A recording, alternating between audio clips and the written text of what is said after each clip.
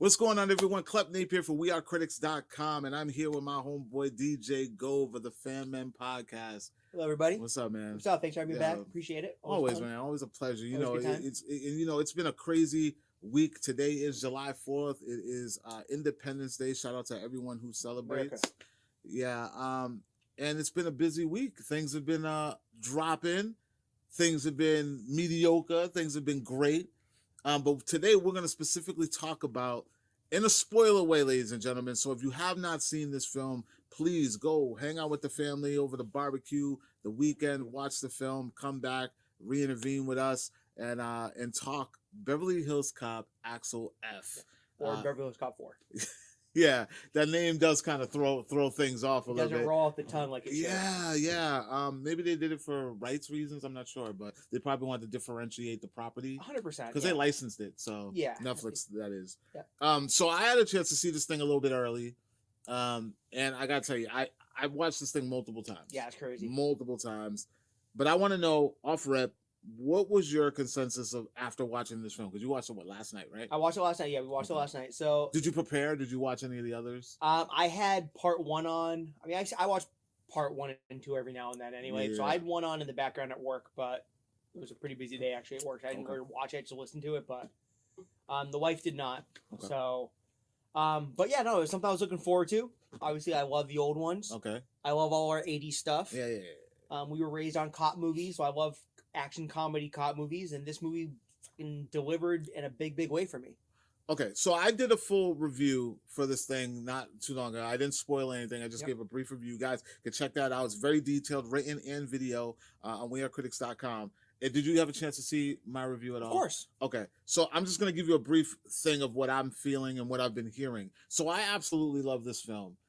For many different reasons, and I know some of my reasons are the same as yours, and we're going to discuss that. But the consensus out there, it's really 50-50 right now. Like it's a mixed bag of reviews. Blows my mind. Yeah, blows my mind as well too. So I want to dig deep dive into the things that make this film work for you and why we think it should work for other people, because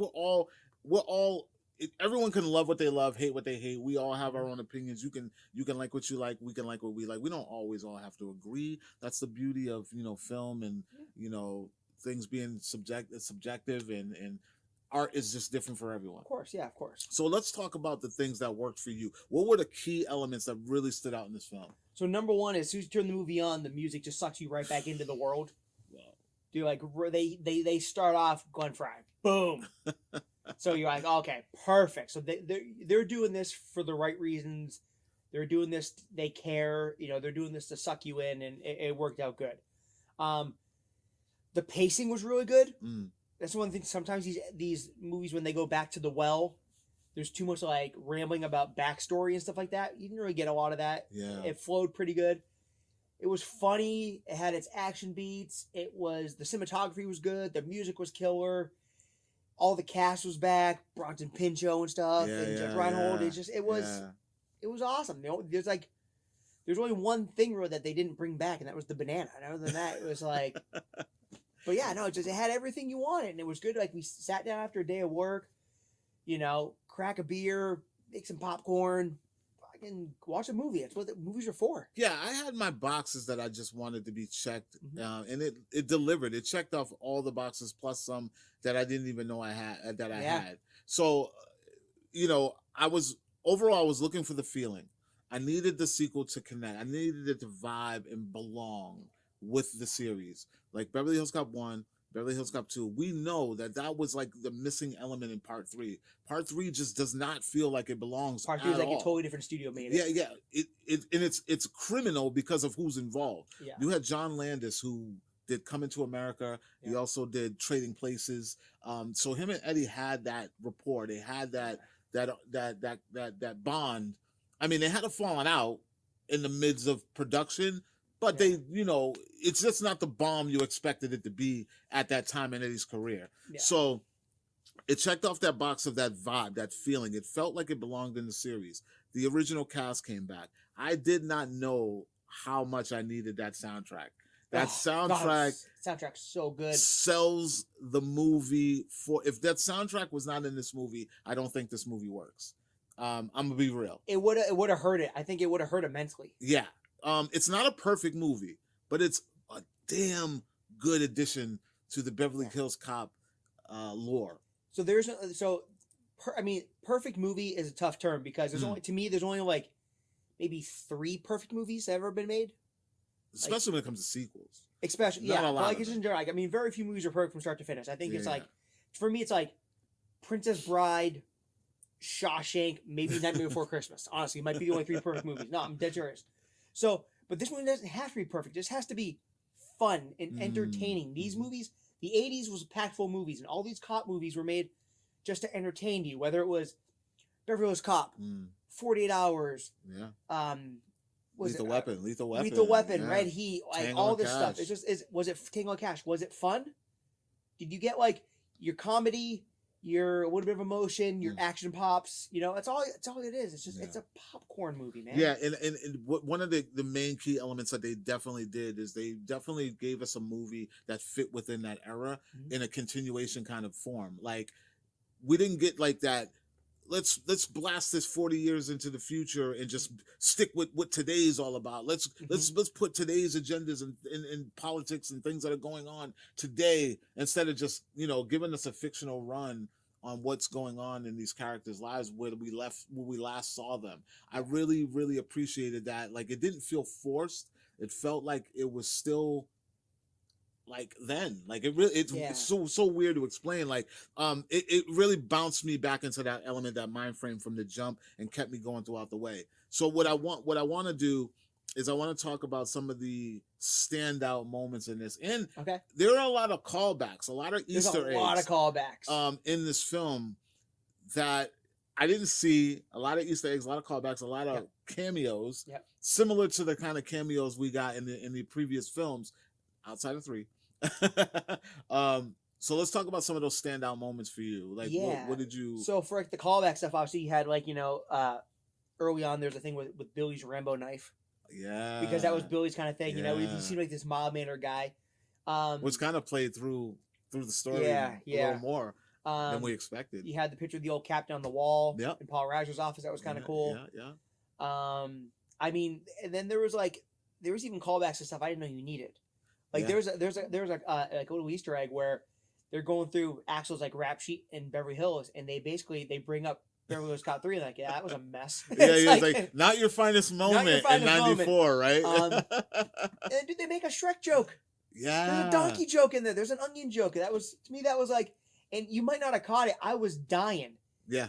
And I was like, what the? I was like, Shrek joke. She's like, oh, I'm like, you. Yeah. It's like, it was clever. There was another subtle callback, and I don't know if you picked up on this, but there was like this ongoing joke in the second one that some people were annoyed with. There was like a line that they just kept repeating every time they would do something, where Axel would say, well, it wasn't always a cop. Oh, fraction of law or two. Yep. In this one, it was the misguided youth. Mm-hmm. The misguided youth line. Like, he just kept repeating every time he would do something that was like out of the cop realm. He would always like misguided youth. Yep. So they brought that element back. So there's a lot of like little tiny minute things in this film, like the color palette, the music. Dude, it looked like an 80s movie. It did look like an 80s movie. And it looked like an 80s movie that just, it not even an 80s movie, but it looked like it belonged in that. It was shot back then. Yeah, like in that storytelling. Let's talk about some of these cameos.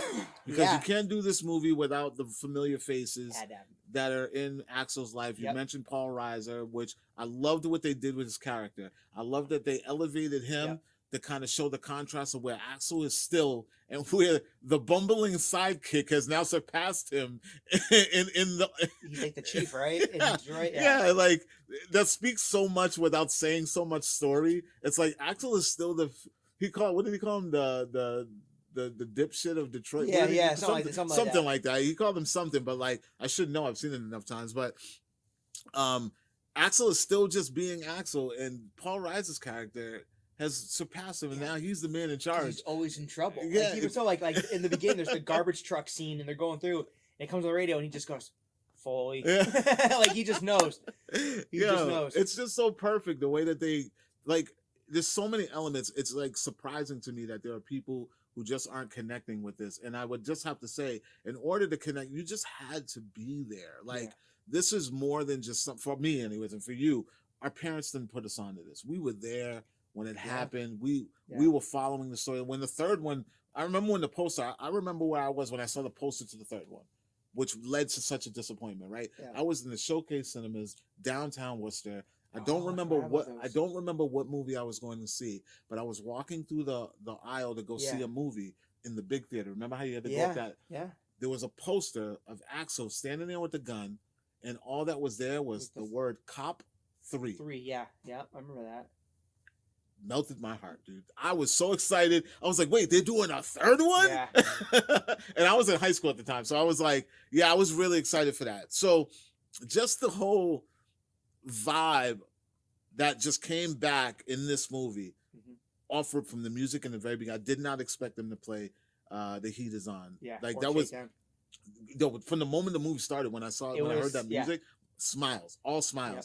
Then they played Shakedown, like in order of appearance, like, and then they did Neutron Dance, like midway through the film. Like, there's just so many elements that I don't think this movie works. And I'm not gonna lie, like it's funny, and not to get too much. The whole set was I was doing some work in the house. I was up on a half ladder, and I slipped off it, and I got jacked up my leg and my back, and I was all like pissy and miserable. And I'm like, I'm gonna sit down and watch my movie. So I grabbed a beer or whatever, grabbed my popcorn and stuff, and I was playing on my phone or whatever, and I hit the play button, and all of a sudden I heard the music. I went, phone went down. I was like, oh, I'm in. It did. It sucked me right in. I was like, oh my God. I'm like, yeah, that's right. This is a Beverly Hills Cop movie. Yeah. Hell yeah, let's do this.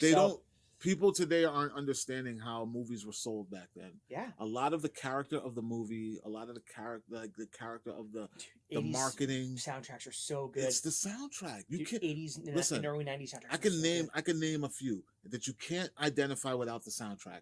Yeah. Dirty Dancing. Oh yeah. Breakfast Club. Yep. Beverly Hills Cop. Beverly Hills Cop. Like, there's so many movies. Yeah. Footloose from that era with The Crow going into the 90s. Flashdance. Yeah. Like Fame, all that stuff. Yeah. The music was so good back then. It was so important. It was. That's what it was. Yeah. Because, like, I mean, nowadays, like, they do a movie and they'll call, like, I don't even know who's the music person now, like Dua Lipa or something like that. Oh, yeah, we'll grab one of your songs and throw it in there.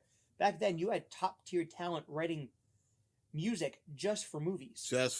Yeah, I remember where you couldn't find the single on your favorite artist's album. No. You had to buy the soundtrack to get that song. I mean, look at like Huey Lewis or whatever. Like, they just took a couple of songs that like they didn't put on sports or whatever and put them in Back to the Future. And that's how they did. And then later re-released them on like a greatest hits or things like that. But there were songs that were specifically exclusive songs for movies. This is how they did it. And then they would have, like, when they did the music video, they would have clips of the movie. Yeah. It would just be like a trailer almost with the song on it. It would be a rare special occasion if the star of the movie cameoed in the video. Other than that, you would just get clips of the movie. Yeah. 100%. But it would be a rare. Look at the video for Got a Feeling. All it is just clips from Fame. Yeah. That's all it is. Yeah. The whole thing is just the whole music video is just that dance in the end. Yeah. So it would be, but that was how we identified with these films, ladies and gentlemen. So when people like us, when we say it's not a perfect movie, but it's the perfect movie, it's because of that essence that has been captured. Like, they have managed to suck us in. I tell you, Doug, I was playing around. I was like, I got my DC Comics game. I'm going to do my dailies while and I was like, oh wait, Heat Is On, and that was it. Like, it was on. It's again, movies are supposed to be fun. They're supposed to entertain you. This did, and I must say, there was like, all these guys are older, right? Mm-hmm. There's an awesome scene with Taggart at the end when he jumps in with the shotgun. And Billy's like, what are we going to do? He's like, I don't know, but I can't get up. It's like, because he's like 80 years old, But it's like, can I just say, like, man, does Eddie still have his fastball? Yeah. He's still Eddie Murphy, man. Yeah. Like, the cadence and the delivery, you can't reboot this movie because no one can play Axel Foley besides Eddie Murphy. I mean, it's Eddie. I mean, it's so good. Yeah. And we got off track a little bit because we were talking about the cameos. And the music is probably one of the number one cameo. Yes. But let's talk about, they bring back Paul Reiser. They also bring back Sir Bronson Pinchot, man. Listen, dude, I love Bronson Pinchot so much. Let me ask you this. Yeah. Can you make a Beverly Hills Cop without a Surge cameo? Because he's in all four. He's in all four. He is. Wait, is he in two? No, that's Jeremy Piven. No. You're thinking about Rush Hour. I'm thinking about Rush Hour. I think I know he is. he's in 1. Let's check the interwebs real quick. Keep talking. I know he's in 3 because Yes. he's literally, when I tell you Surge is the best part of Beverly Hills Cop 3, I'm not even lying to you. Like, it's the only connective tissue to the Axel Foley lore, and it's hilarious. Mm-hmm. It's just hilarious. Like, his little bit, and then, they brought him back like multiple scenes. Like, he's in 3, like in the middle, and then he's also in the 3rd act, which kind of ties up the storyline. Yeah. That's how needed. Chris Rock is in Beverly Hills Cop too. Yeah, I know. He's the valet. Yeah, he's the valet guy. Yeah. So, and we're gonna talk about those cameos too, because Bill Bronson Pinchot in 2. Yeah, so he's not in 2, which was odd because it's weird because I don't even notice that he's not in it. That's how good 2 is. No, I mean, honestly, like, the thing with Bronson Pinchot is, and if you're not our age, you probably don't know. Bronson Pinchot was on one of the most popular television shows of the 80s, filming Perfect Strangers. He probably couldn't get away. I said Stranger Things, Perfect Strangers. Yeah. Yeah. So that was a great cameo that they brought him back. I love that. And then you mentioned Chris Rock being in part 2 because he was the valet. And part 1, we got a young Damian Wayans. Yes. And then this one, we got a similar type cameo from Afion Crockett. Yes. Which I love this cameo for so many reasons. I love this cameo because it's like Eddie is still passing the torches. Because when Damon was in Beverly Hills Cop, like no one knew Damon Wayans. No one cared. And I'm not gonna say I know how he got the role, but it was just great to see that he put someone who eventually took off in his career. He put him on in his early times. Then Chris Rock, who at that time had been in the game for decades, because that's not his first cameo in a movie. No, I've seen Chris Rock pop up many times. Then he's in. Well, let me get one rib. Yeah. And he was in Crush Groove, like young. Yeah. But seeing him pop up and he got lines, like he got to kind of chop up with Eddie. Eddie's never shied away from trying to help launch people. Yeah. He's always taking care of other comedians. Yeah. So seeing Afion and not just show up, like he got to toss lines with Eddie Murphy, like. That's just a beautiful, like, I love that moment, even though it's minute. We really get nothing from it, just some silly banter. Yeah. But it was just kind of cool just to see that, Afion got to toss lines with Eddie Murphy in a random scene right after another random scene, a cameo. Please set this up because I know you want to talk about the Adam Sandler. Yeah, so there's a scene when they steal a helicopter. Yeah. The bad guy has them. And by the way, I just, not to ruin, but like, what are we like? I was 10 seconds in, and as soon as they showed him, I was like, oh, bad guy. Like, you knew Kevin Bacon was the bad guy. Oh, yeah. That was, yeah. But, because probably it's Kevin Bacon, but, there's a scene where they steal a police helicopter, Joseph Gordon-Levitt, who's not a cameo, as a character in the movie, but they crash the helicopter on a golf course, and they interrupt what essentially is Shooter McGavin playing around a golf at Pebble Beach. And it was just like, oh, it was so good. Yeah, I talked about this in my review.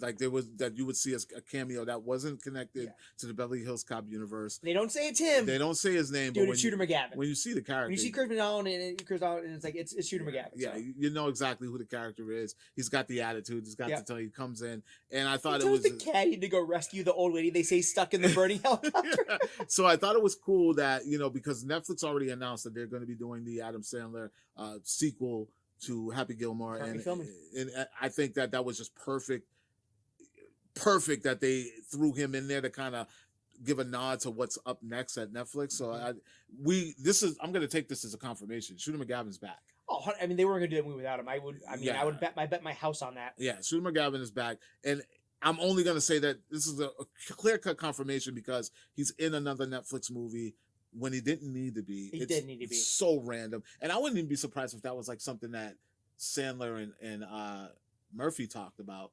You never know. You know what I mean? Never know. Like, who knows? We'll see. World building. Yeah. It's cool. Multiverse. Not saying they're going to be in the same universe, but it was just cool to have that nod in there. And that happened in the 80s too. You had stuff like that. You had characters from other movies pop up in other movies all the time. You did. Yeah. And the closest thing I've ever seen to that was like what Kevin Smith was doing with Wes Craven. Oh yeah, because Jay and Silent Bob were in Scream 3. Yeah, and vice versa. Yeah, and then Shannon Doherty and Wes Craven were in Jay and Silent Bob. Yeah. So so I thought that was pretty cool. those cameos, some of those Easter eggs that they dropped so many. The Beverly Hills Cop 3 one killed me. Though I was like, I love it when people can like admit and like roll with it. You know? Yeah. Outside of all the stuff that we love, like it's like I said, it's not a perfect movie. No. There are great moments. I'm gonna give you the one thing about this film for me that just was tough to get past because I love everything. I love the elements. I love the vibe that they gave me. I was sucked in. I've watched this movie.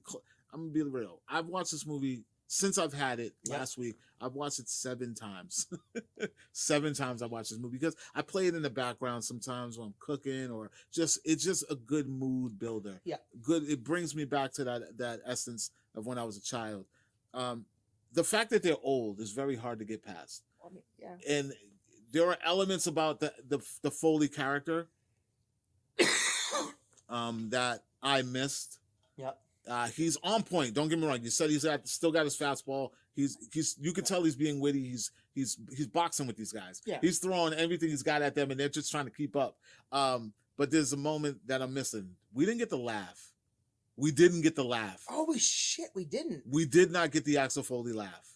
That is true. That is true. He laughs in the movie, but it is not but the not Axel that Foley deep Eddie Murphy laugh. We didn't get the Yeah. we didn't get that. We got an old man laugh. Yeah. Maybe that's part. I mean, to me, I think they kind of leaned into the old man thing because, like I said, there was the scene with Taggart when he couldn't get up, and then 2 of your big chases. Yeah. They take place in a parking attendant go-kart, and Tow also truck. Plow truck. Yeah, not even before even the plow truck, they're on the utility cart in a hockey arena. So 2 of their biggest chase scenes are like 10 miles an hour. So I think they kind of leaned into the old man thing a little bit. And yeah. I'm just glad that with the old man stuff, they didn't do like, I was really worried they were going to do like the Axel's already retired and they drag him back in kind of thing. Yeah. I'm kind of glad they didn't go that route just for storyline wise. But I mean, these guys are all 60, 70 years old. They could have though, because it was a family thing. They could have. I mean, we didn't even talk about the daughter yet. The daughter is like she's kind of like the MacGuffin in the movie. She's like the reason for him to go back to California. Mm-hmm. I mean, it's fine. It's fine. She was fine. It is what it is. But you had enough around it with the original, the vibe and the feeling that it just didn't matter. Like it could have been, I didn't care why he went back out. Yeah, it could have just went because Billy went missing. There's been a lot of mixed feelings about her. I'm surprised. I didn't have a problem with whatever. Taylor Page is her name. Taylor Page. She's great. Yeah, and even as the father of a girl, like I have a daughter. The daughter trope where everyone has to have a goddamn daughter. Like no one in pop culture ever has a son. Yeah. It's always a daughter. Yeah. Bill and Ted, etc. I'm kind of getting sick of it. She didn't bug me one bit. Yeah. Because it wasn't like a girl Axel Foley. Yeah, that would have been lame if they she had all his strengths, but she didn't have his goofiness. Like if it was like, no offense to her, like if it was like Tiffany Haddish or something like that, trying to like crack, that would have sucked. You know, it would have kind of like what they did with not the same, but the problem with Coming to America was that everybody was trying to outperform everybody. Yeah.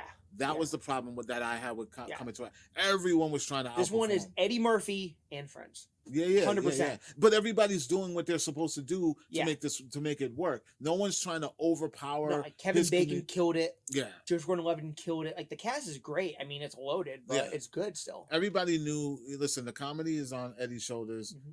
Everybody else just tell a solid, grounded, realistic story. Be true to your character. Yeah. You get that vibe off rip. Yeah, and I'm hoping for a physical release with some commentary, some documentary stuff on it, because there's a lot of behind the scenes stuff out there now. There is, I like it on a disc. I'm old school.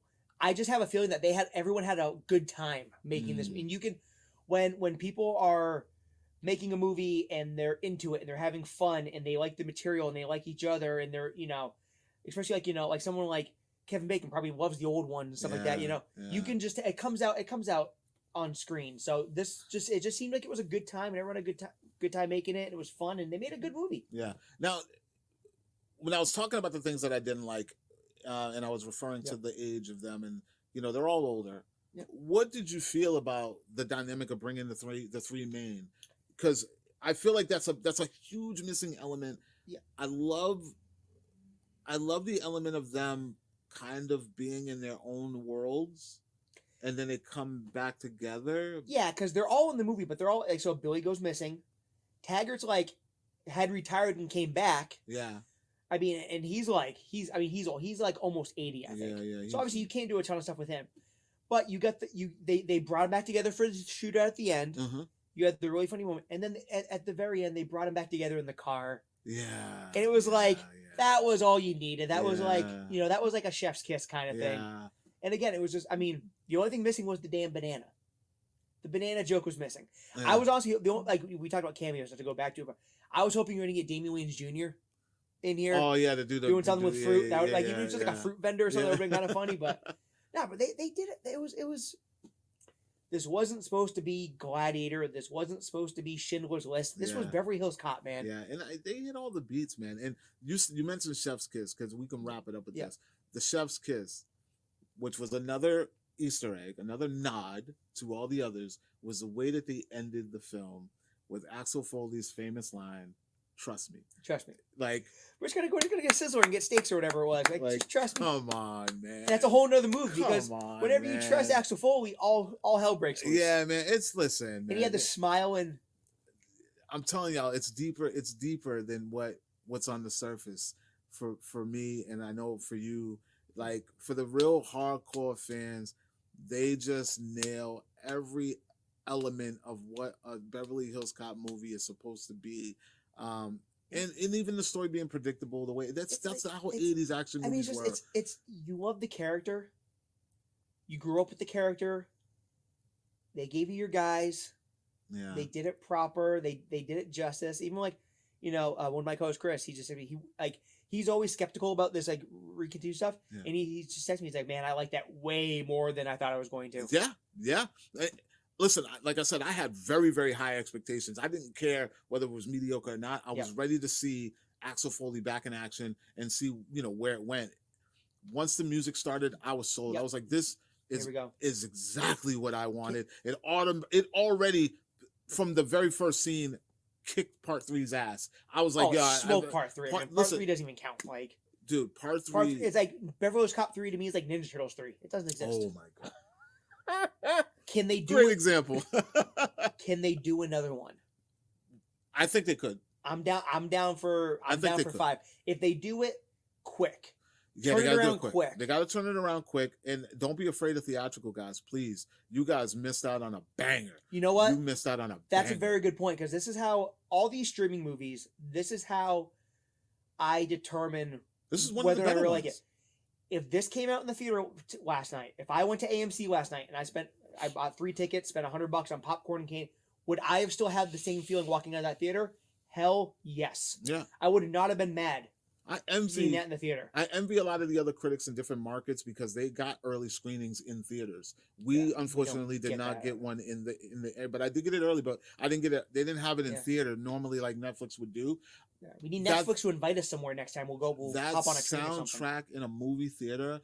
I know that audience must have lost their fucking mind. Yeah, there must have been there must have been a couple roars. Bronson Pinchot, I bet, got a roar because they got a roar in my house, man. I'm so jealous that I didn't get to experience this movie in the theater. They needed to be I mean, it didn't need to be, but I love the theatrical experience, and this one I would have paid theatrical for. So I think Netflix, especially when they're spending this kind of money, why not do like a Fathom style thing where you put it out for a weekend and you have to have a Netflix account to even buy the tickets or something like that. Yeah. You know, it's like that way you get your subscriber. You don't lose subscriber count. I'll watch this thing a week early. I'll pay the money. Yeah, let's go. Yeah. You know. Yeah. I think that would if they do a 5th, which they absolutely can do a 5th. Start it now. Because there's still questions unanswered. Yeah. People might say that there are plot holes in this movie, like we don't know who the mom is. That's exactly that could be on purpose. Like that's narrative for the next one. We could find out. Maybe that 12th Street Mafia drop, that issue could come back. Pop back up. You know what I mean? Like there's just so many. Who won the hockey game? I have no idea. Who won? Was it Canucks Red Wings? Who won? Yeah, you know. Oh no, Vegas Knights. It was Knights Red Wings. And I like the Gordon Levitt dynamic. I love Yeah, there wasn't too much of him. Yeah. They didn't try to they didn't try to make him like the successor. Yeah. That was another thing. There was no passing of the torch like they tried to do with the TV series that never aired. Yeah, no, it's just Eddie Murphy. By the way, man looks phenomenal for his age. You know. It's Eddie Murphy's the GOAT. I mean, he's one of the best actors, comedians of our generation. Musician. He's the Jamie Foxx before there was Jamie Foxx. And it just again, like I said, we don't score movies, but like honestly, it's a good, like, I'm 9 out of 10, 4.5 stars kind of thing, like out of 5. Like I'm all in on it. You're saying 5 out of 10? 4. Oh no, like 9.5 out of 10. 9 out of 10. Really? In there. Okay. Yeah, like so it's up there. I would have went 7.5. I like it more than you then. 7.5, maybe hard 8. 8.5, 9. Yeah, I'll go 8.5, 9. I'll give it an 8 out of 10 because, like I said, it's not a perfect movie because for me it's age. For me, when you wait too long, like Bad Boys, when you wait too long for this stuff, it simmers the heat a little bit. Yeah. It pulls it down a little bit, but they nail the mood. They nail the vibe, and for that, I have to applaud them. And I'm anxious for a 5. Yeah. Let's do a 5. Let's do a 5. Just cause. At this point, just do it. Just cause. It was what it was supposed to be. They didn't try to be something they weren't. Yeah. They weren't lined up for. It was good. Yeah. I'm all board. I mean, that's all I really got to say. Yeah. Same here. Guys and girls, listen. If you have not seen Beverly Hills Cop, Axel F, please check it out. It is available now, streaming on Netflix. It's been there since July 3rd. And listen, I had a damn good time. Yeah. And let us know what you think below. Yeah. Obviously. Like, comment, share. Make sure you guys subscribe for more movie news, television news. Check out wearecritics.com and follow me at Klep CX on all platforms. And DJ, where can they find you? At DJNot on Twitter and Instagram. At FMen37 on Twitter, and Fanmen Podcast wherever you get your podcast. SoundCloud, Google, all this stuff. Everywhere, guys. And until next time, talk to you soon.